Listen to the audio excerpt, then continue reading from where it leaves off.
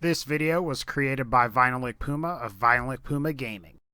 Alright guys, so I'm back with yet another Fallout 4 Nuka World DLC weapons video for you guys. And today we're going to be looking at the new Disciple Blade that got added with the Nuka World DLC.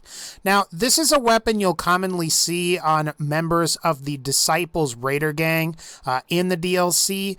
Overall, I am going to say that this is going to ultimately replace the combat knife from Fallout 4's vanilla game, and I will be going over why in this particular video. Now, the Disciple Blade is a new melee weapon that got added to the fast attack speed category for melee weapons. The only other weapons from the vanilla game that also share this spot are the Switchblade, which is a fairly weak item, and the Combat Knife, which was formerly the best fast attack speed melee weapon in the game.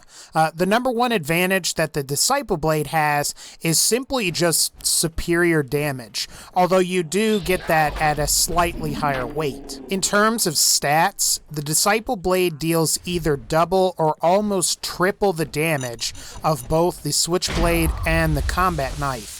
To put it in perspective, the Disciple Blade's damage can range from 40 to 56, while the Switchblade and Combat Knife are just 12 to 22 and 14 to 24 respectively.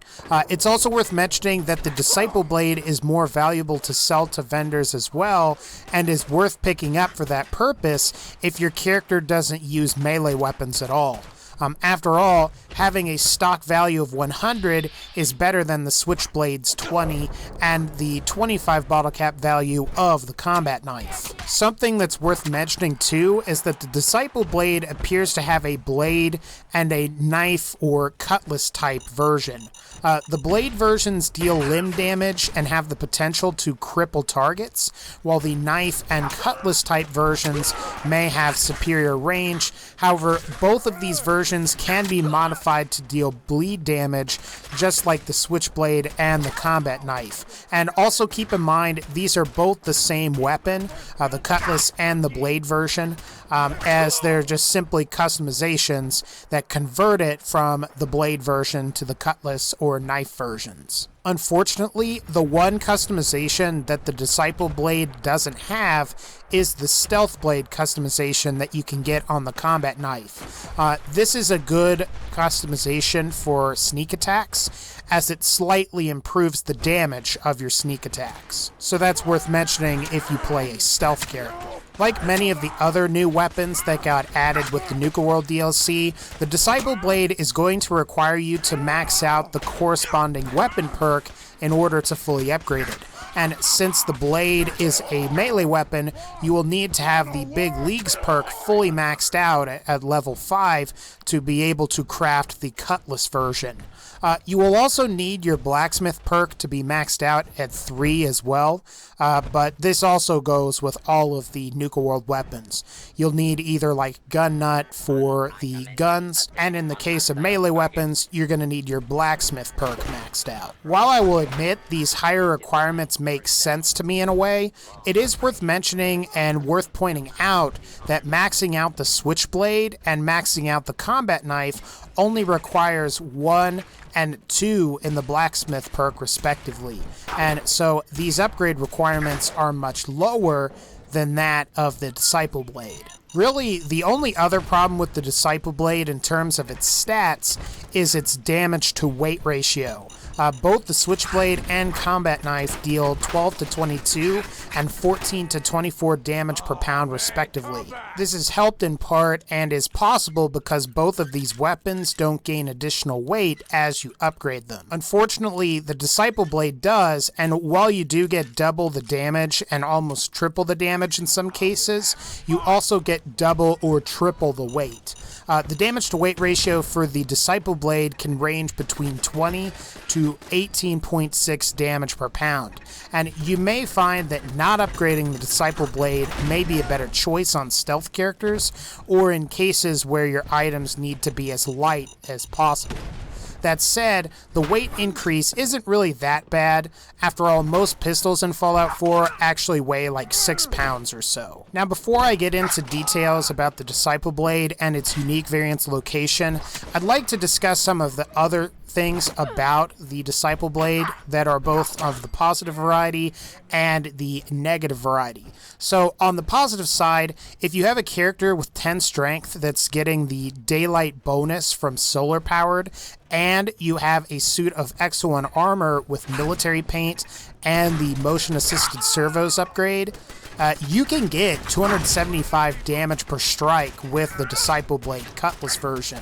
And to put this in perspective, that's almost double the damage of the missile launcher before any perks. That said, on the negative side, like the other fast melee attack weapons in Fallout 4, the Disciple's Blade struggles against certain enemies like Deathclaws, Behemoths, and especially Mirelurks. I'd recommend that you use a different melee weapon against these types of enemies, and in general, you may want something with overall more damage per strike, something that can stagger or cripple enemies, or a melee weapon with some amount of armor penetration.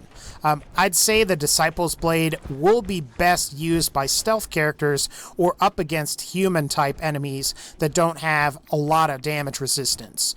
For enemies with a lot of armor or abilities that can cancel out your attacks, you may want to use something other than the Disciple Blade and its unique variant. As far as where you can get the Disciple Blade, generally if you want the standard non-unique variant of the Disciple Blade, you can usually loot it from a Disciple member's corpse, and you may also be able to pickpocket their weapon as a more non-lethal approach as well. Alternatively, you can also simply buy the unique variant of the Disciple Blade, and it's called the Throat Slicer.